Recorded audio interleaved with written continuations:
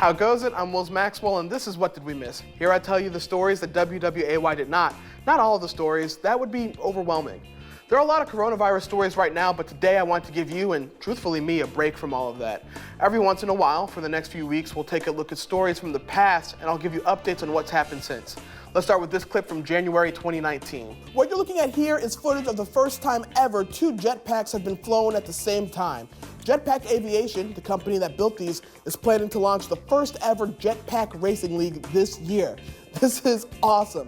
Look, I'm all for jetpack racing, but is there a way to remove the very real possibility of death around this? Like, I don't know, maybe they all race like 5 feet above a foam pit. I know this is the future, and I'm sounding like the first person to ever see a Model T, like, good heavens, is this contraption safe? But like, good heavens, is this contraption safe? It's been over a year and the Jetpack Racing League hasn't started yet, which is a shame because that would have been the only sport that didn't get canceled. Back then, I thought this was the most dangerous sport I'd ever seen, and now I realize it was the safest. The whole thing is just social distancing in 3 dimensions. Jetpack Aviation has launched several other projects. Last November, they raised $2 million to fund their flying motorcycle that can reach speeds of over 400 miles per hour. You'll know when I have one because you'll constantly hear a faint scream Doppler by you. I've covered a lot of weird crime stories, but this one has always been my favorite. Take it away, 2016 Wills.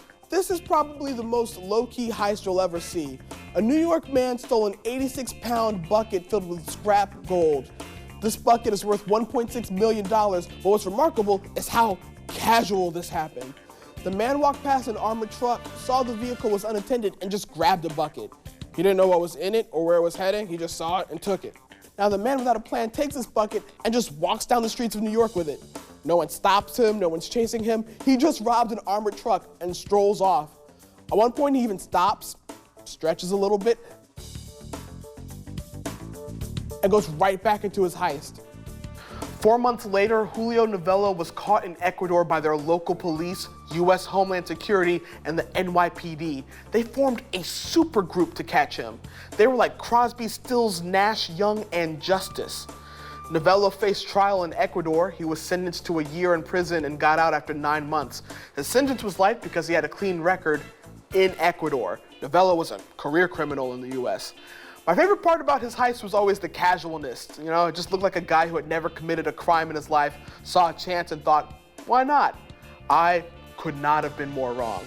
Novello has been stealing from armored trucks since 1989. When describing getting the gold, he said, quote, if you were a football player, you always try to play the Super Bowl. Always, I was okay. My lucky day will be one day, I'm ready for it.